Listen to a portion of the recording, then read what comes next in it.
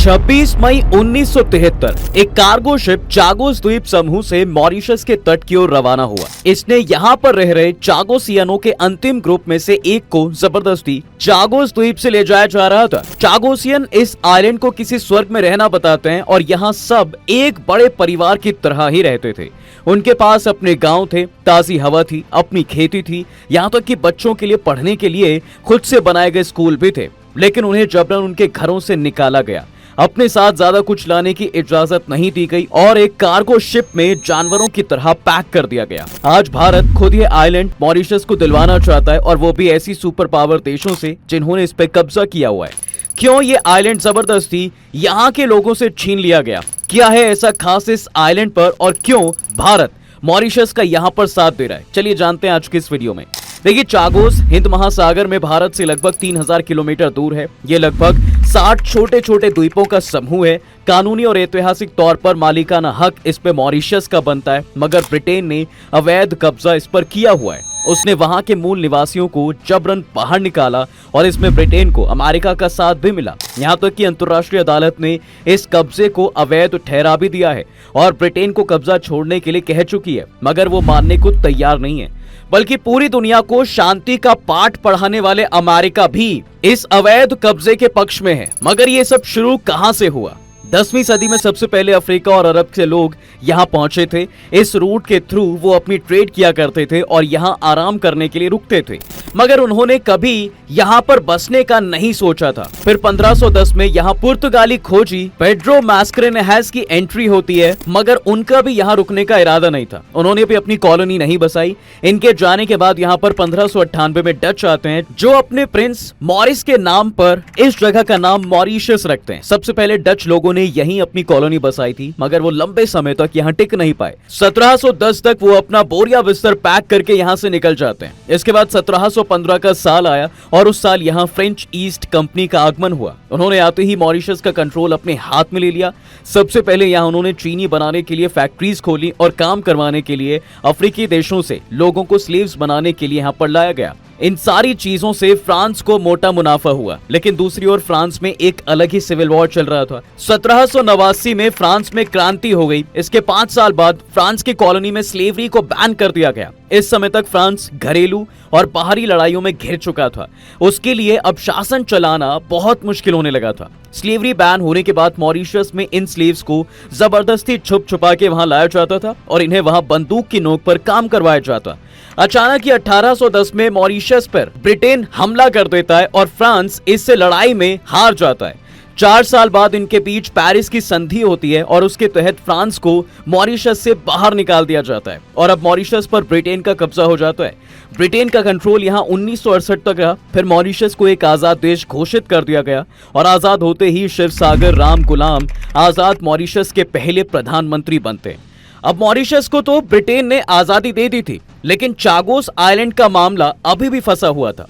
हुआ यूं कि मॉरिशस की आजादी के 2 साल पहले से चागोस आइलैंड मॉरिशस का ही हिस्सा हुआ करता था, लेकिन ब्रिटेन ने यहाँ पर एक चाल चली और मॉरिशस को आजाद करने से पहले इस पर कब्जे का प्लान बना लिया था। अब ब्रिटेन बिना किसी परेशानी दिए आजाद कर दे, ऐसा तो हो ही नहीं सकता। उस समय दुनिया भर में कोल्ड वॉर का दौर चल रहा था।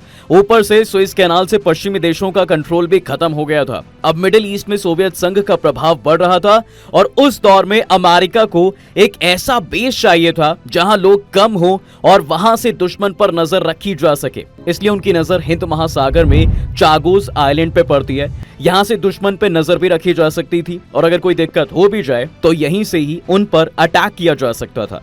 इसलिए इन दोनों देशों के बीच में तय हुआ कि जमीन हथियाने और लोगों को बसाने का काम ब्रिटेन करेगा, जबकि वहां मिलिट्री बेस बनाने का खर्च यूएस उठाएगा। इसके बाद एक साजिश रची जाती है जिसमें ये दोनों देश माहिर थे। 1965 में ब्रिटेन चागोस को मॉरिशस से अलग घोषित कर देता है। ब्रिटेन ने मॉरिशस में रह रहे पॉलिटिशियंस को यह मानने के लिए उन पर काफी दबाव बनाया था और 1966 को चागोस किराए पर दे दिया गया। इसका मतलब ये था कि जो ब्रिटेन का खुद का था भी नहीं, उसको वो किराए पे भी देने लगा था और वो भी बिना किसी झिझक के। खैर, नवंबर 1965 में ब्रिटेन ने ब्रिटिश इंडियन ओशियन टेरिटरी यानी BIOT बनाने के लिए मॉरिशस की सेल्फ गवर्निंग कॉलोनी से पूरे चागोस द्वीप समूह को 3 मिलियन यूरोस में खरीदा था। 30 दिसंबर 1966 को यूएसए और यूनाइटेड किंगडम के बीच नोटों का आदान प्रदान होता है और इनके बीच एक समझौता होता है कि यूएस की मिलिट्री को 50 सालों तक डिफेंस के लिए बायोट के किसी भी द्वीप का उपयोग करने की अनुमति देता है। 1966 में अमेरिका यहाँ के सबसे बड़े द्वीप डिएगो गार्सिया को ले लेता है। अमेरिका ने चागोस के इस सबसे बड़े द्वीप डिएगो गार्सिया पर उसी वक्त अपना मिलिट्री बेस बनाना शुरू कर दिया। यहाँ से अमेरिका को एक अपर हैंड मिल गया था और वो यहाँ से दुनिया भर में जासूसी करना स्टार्ट कर देता है। यहाँ के नेटिव पॉपुलेशन के खाने पीने की सप्लाई लाइन काटती जाती है और उन्हें बाहर निकालने के लिए मजबूर किया जाता है।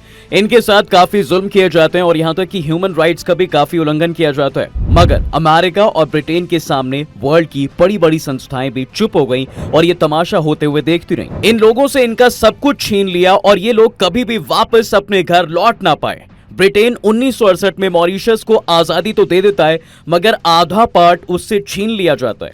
डिएगो गार्सिया पर अमेरिका ने बेस बना लिया और इसके बदले अमेरिका ब्रिटेन को मोटा किराया दे रहा था। अमेरिका ने ब्रिटेन को इसके बदले न्यूक्लियर सबमरीन सिस्टम दिया जिसमें एक हेवी डिस्काउंट भी उन्हें दिया गया। चागोस पर अमेरिका और ब्रिटेन के लगभग 4000 सैनिक मौजूद हैं, वो भी एक अवैध कब्जे के अनुरूप। अमेरिका ने वहां अपना न्यूक्लियर सबमरीन भी तैनात किया हुआ है। इसके साथ ही डिएगो गार्सिया आइलैंड एक टेरर वॉर से भी जुड़ा हुआ है। साल था 2001। अमेरिका के वॉशिंगटन में ट्विन टावर्स पर एक टेरर अटैक होता है। वॉशिंगटन के इस अटैक के पीछे कौन है उसकी खबर मिल चुकी थी और उनका कहना था वो टेररिस्ट अफगानिस्तान में है।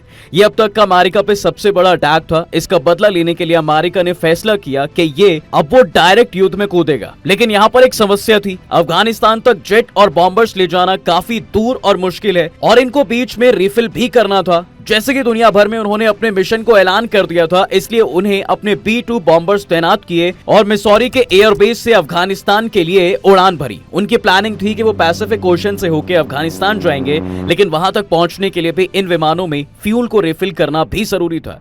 इसलिए सबसे पहले ये विमान कैलिफोर्निया रुका, फिर हवाई में, फिर गुआम में और फिर उसके बाद मलक्का स्ट्रेट और लास्ट में आते हुए इसने हिंद महासागर के छोटे से द्वीप डिएगो गार्सिया पर अपना फ्यूल रिफिल कराया। यूएसए जिसकी मिलिट्री इस आइलैंड पे पहले से थी, उसको ये लोकेशन अफगानिस्तान से काफी स्ट्रेटेजिक लगी, इसलिए यूएस के बॉम्बर्स के लिए वो एक बेस का काम करने लगा। अमेरिका के ये बॉम्बर्स इस आइलैंड से पहले लोड भरते थे, फिर अफगानिस्तान में अपना भार गिराकर वापस लौट जाया करते थे।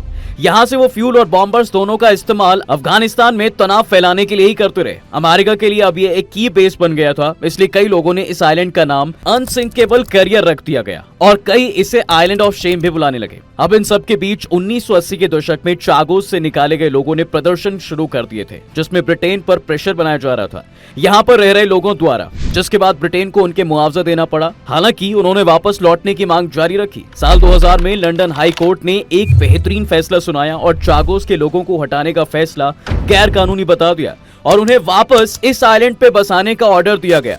मगर ब्रिटेन सरकार ने इसमें अड़ंगा अड़ा दिया और 8 साल बाद हाई कोर्ट ने फिर से अपना फैसला सुनाया और ये फिर से चागोस के पक्ष में ही रहा और उनको वापस लौटने का आदेश दिया गया। लेकिन ब्रिटिश सरकार भी कहां ये मानने वाली थी। अगर मानना होता तो पहले ऑर्डर में ही मान जाती। इसके खिलाफ ब्रिटिश गवर्नमेंट ने सुप्रीम कोर्ट के दरवाजे खटखटाए, लेकिन इस बार ये फैसला पलट गया और सुप्रीम कोर्ट ने इस बार फैसला ब्रिटिश सरकार के फेवर में ही सुना दिया। लेकिन इस मामले के बाद ही अटकलें ये लगाई गई कि ये फैसला ब्रिटेन सरकार के दबाव में लिया गया। फिर 2015 में मॉरिशस ये मामला लेकर परमानेंट कोर्ट ऑफ आर्बिट्रेशन पहुंचा। ये कोर्ट नीदरलैंड की राजधानी हेग में स्थित है। कोर्ट ने अपने फैसले में कहा कि ब्रिटेन ने मॉरिशस को उसका अधिकार नहीं दिया है और अपने और अमेरिका के निजी हितों के लिए मॉरिशस और उसके लोगों को दबाया गया। ये मैटर यहाँ भी सॉल्व ना हो सका, इसलिए 2017 में ये मामला यूएन पहुंचा।